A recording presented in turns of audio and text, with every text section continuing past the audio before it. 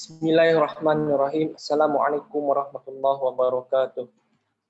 Innal hamdalillah nahmaduhu wa nasta'inu wa nastaghfir wa na'udzu billahi min shururi anfusina wa min sayyiati a'malina. May yahdihillahu fala mudilla lahu wa may yudlil fala hadiya lahu. Asyhadu an la ilaha illallah wahdahu la syarika lahu wa asyhadu anna Muhammadan abduhu wa rasuluhu nabiyya ba'da. Qala ta'ala fil kitabil karim a'udzu billahi minasyaitonir rajim. Bismillahirrahmanirrahim. Ya ayyuhallazina amanu taqullaha haqqa tuqatih wa la tamutunna illa wa antum muslimun. Alhamdulillah, segala puji bagi Allah. Pada hari ini kita masih diberikan oleh Allah kesehatan jasmani dan rohani sehingga kita dapat berkumpul melalui daring dengan mata kuliah kewirausahaan. Salam salam mari kita curahkan kepada uswatun hasanah kita Nabi Muhammad sallallahu alaihi wasallam, berikut pada keluarga, sahabat dan para pengikutnya yang setia akhir zaman. Mudah-mudahan kita istiqomah dalam menjalankan atau mentauladani sunnah-sunnah beliau. Dan insya-Allah dari itulah kita akan mendapatkan syafaat di yaumil qiyamah. Amin ya rabbal alamin. Para mahasiswa yang dirahmati Allah Subhanahu wa taala, pada hari ini kita masuk pada materi ke-9. Tepatnya diskusi kita pada hari ini membahas tentang pegadaian syariah. Langsung saja, sebelumnya kita harus menyepakati dulu apa itu dari pegadaian. Jadi kalau kita lihat pegadaian ini kata dasarnya adalah gadai.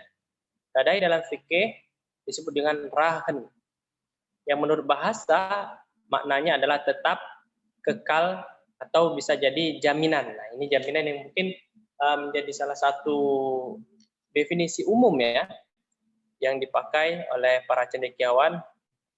Kemudian menurut beberapa mazhab, rahan berarti perjanjian penyerahan harta oleh pemiliknya, dijadikan sebagai pembayar hak piutang tersebut, baik seluruhnya maupun sebagiannya. Kemudian penyerahan jaminan tersebut tidak harus bersifat aktual atau berwujud, namun juga tak berwujud ya. Contoh yang tak berwujud misalkan sertifikat atau surat bukti kepemilikan yang sah. Maksudnya tidak perlu mobil seperti ya. Cukup dengan surat-surat yang memang secara nilai jualnya ada di BPKB dan lain-lain. Namun menurut mazhab Imam Syafi'i dan Hambali, harta yang dijadikan jaminan tersebut tidak termasuk manfaatnya. Jadi yang dijaminkan itu tidak boleh dimanfaatkan. Misalkan mobil itu dijaminkan, tidak boleh dipakai mobilnya oleh pihak pegadaiannya seperti itu ya. Kita lanjut ke pembahasan selanjutnya tentang mekanisme ataupun sejarah dulu ya. Kita bahas tentang sejarah pegadaian syariah di Indonesia. Kita lihat di tahun 1746. Nah, ini sudah ada zaman VOC. Sudah sangat lama sekali ya, bahwa sejarah pegadaian dimulai pada saat VOC mendirikan Bank Van Liening sebagai lembaga keuangan yang memberikan kredit dan dengan sistem gadai.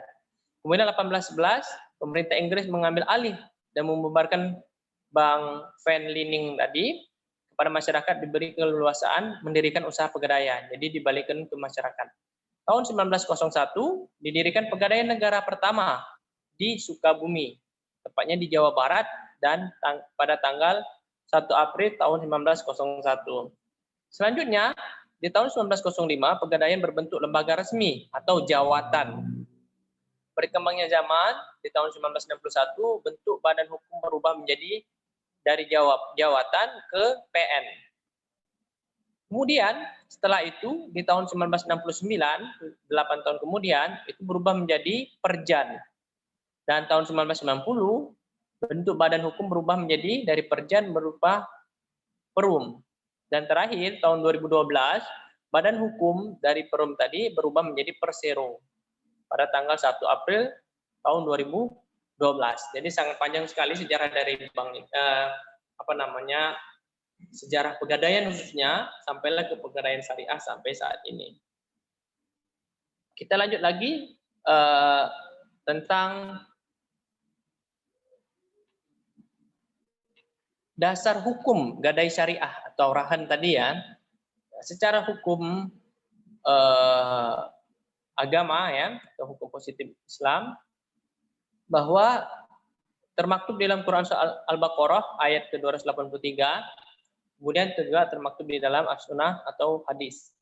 Di hukum normatif ada yang pertama, fatwa pertama nomor 25 Dewan Syariah Nasional MUI Majelis Ulama Indonesia yang ketiga tahun 2002 tentang rahan.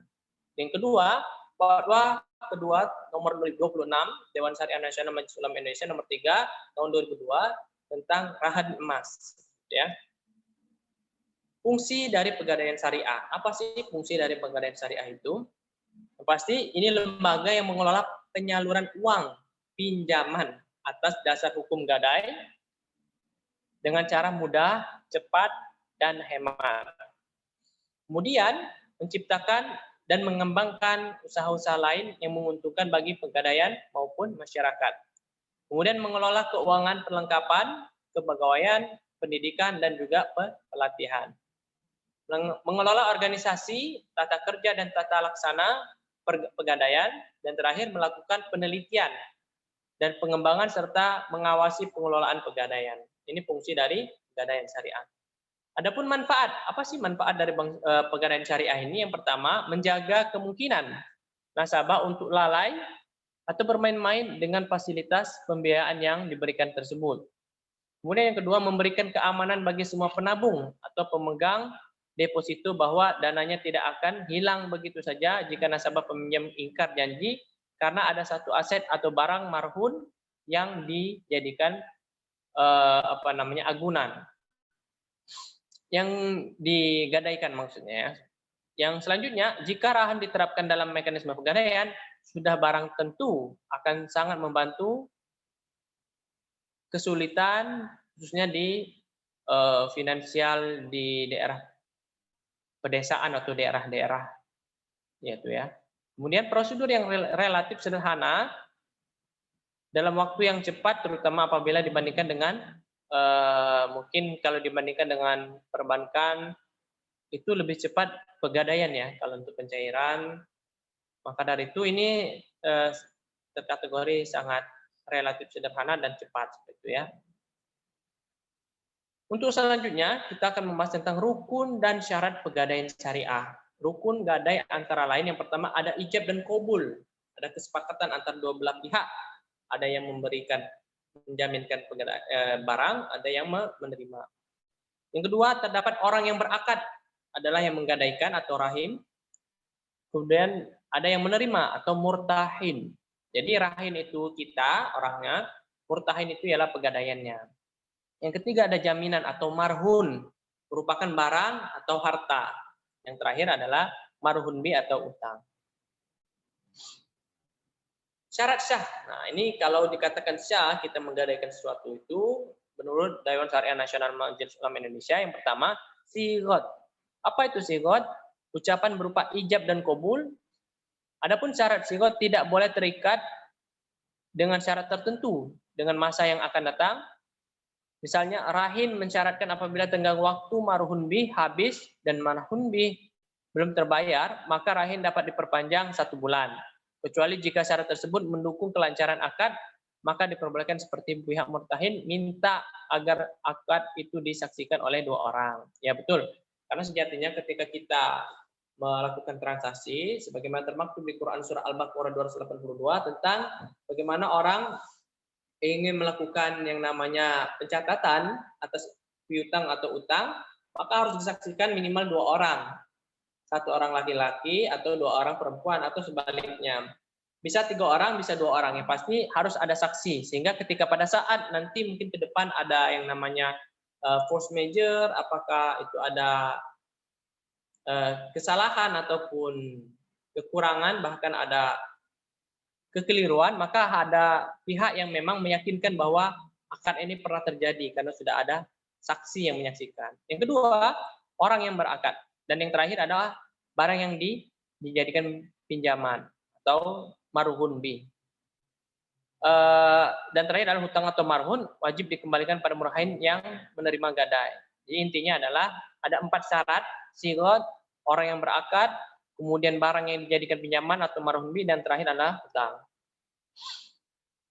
Akad al-qardul hasan. Jadi kalau biasanya kalau di dalam lembaga keuangan syariah, memang akad qardul hasan ini sangat fenomenal dan sangat menarik seperti itu. Karena memang akadnya benar-benar lebih condong kepada pro kepada masyarakat atau kepada pelanggan atau nasabah. Dilakukan pada satu kasus nasabah yang menggadaikan barangnya untuk keperluan konsumtif. Dengan demikian, nasabah rahin akan memberikan biaya atau upah atau fee kepada pegadaian yang telah menjaga atau merawat.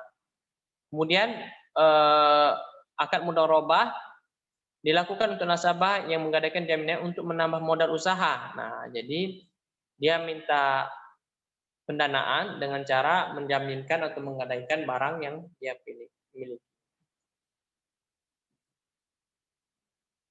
Ada juga akad mudharabah, ada akad ijarah ya, banyak sekali. Nah, ini yang sangat kita tunggu-tunggu pembahasan tentang apa sih persamaan dan perbedaan dari pegadaian syariah dan konvensional.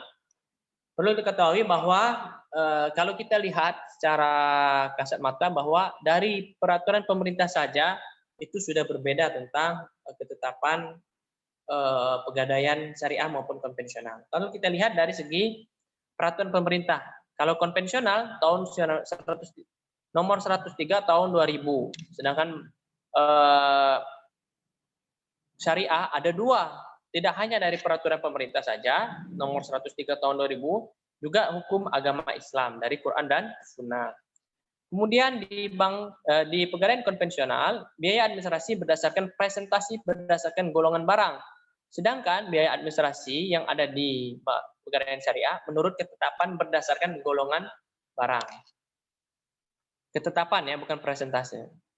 Kemudian bila pengambilan pinjaman lebih dari perjanjian, barang dilelang kepada masyarakat. Akan tetapi kalau di syariah, bila mana lama pengembalian pinjaman lebih dari akad, barang gadai nasabah dijual kepada masyarakat. Kemudian tidak perlu dilelang karena sistem lelang belum tentu sesuai dengan apa yang diharapkan. Maka dari itu dijual secara pure murni dijual. Sewa modal dihitung dengan persentase dikali uang pinjaman atau up. Kemudian kalau di sini di pegadaian syariah, jasa simpanan dihitung dengan konstanta dikali taksiran emasnya misalkan seperti itu ya. Kemudian maksimal jangka waktu 4 bulan, sedangkan di syariah itu lebih cepat karena memang sejatinya ya kita tidak perlu lama-lama untuk melakukan transaksi hutang piutang karena lebih cepat lebih bagus ya untuk pengelunasan. Kemudian selanjutnya uang kelebihan atau UK sama dengan hasil lelang dicari uang pinjaman ditambah sewa modal dan ditambah biaya lelang. Sedangkan kalau uang kelebihan di syariah hasil penjualan dikurang uang pinjaman plus jasa penitipan plus biaya penjualan. Kemudian bila mana dalam 1 tahun yang uang kelebihan tidak diambil, uang kelebihan tersebut menjadi milik pegadaian. Sedangkan di syariah, bila dalam 1 tahun uang yang kelebihan tidak diambil, maka diserahkan kepada lembaga zakat infak sedekah seperti Basnas atau lembaga swasta, lembaga amal zakat swasta lainnya. Kemudian yang selanjutnya, 1 hari dihitung 15 hari, 1 hari dihitung 5 hari kalau di syariah. Dikenakan bunga sewa modal terhadap nasabah memperoleh pinjaman. Sedangkan di syariah tidak menggunakan bunga pada nasabah yang mendapatkan pinjaman. Dan terakhir, istilah-istilah digunakan gadai, pegadaian, nasabah, barang, pinjaman. Sedangkan di syariah, rahan, murtahin, rahin, marhun, dan marhun bi. Adapun banyak barang-barang yang tidak bisa ataupun barang yang bisa digadaikan ya. Kalau yang bisa kita lihat rumah, mobil, motor, barang elektronik, surat, dokumen, emas, perhiasan. Sedangkan yang tidak bisa batu akik ya, atau cincin yang memang tidak ada nominal secara kualitas, tidak ada nilai jual, itu tidak bisa. BlackBerry, motor Cina, televisi tabung. Nah, ini yang tidak bisa digadaikan. Kemudian ini adalah salah satu produk dari pegadaian syariah. Mungkin tidak perlu saya sampaikan karena memang ini langsung ke teknis. Mungkin saudara-saudara mahasiswa sekalian ingin bertransaksi di pegadaian syariah khususnya, ini salah satu akad-akadnya yang ada di pegadaian syariah. Ada rahen, ada arum, ada program amanah, program produk mulia. Di mana kita ketahui bahwa tidak hanya di pegadaian syariah saja, namun juga di bank syariah juga sudah membuka yang namanya layanan pegadaian. Mungkin itu yang dapat saya sampaikan. Terima kasih atas partisipasinya. Wallahu a'lam bishawab. Assalamualaikum warahmatullahi taala wabarakatuh.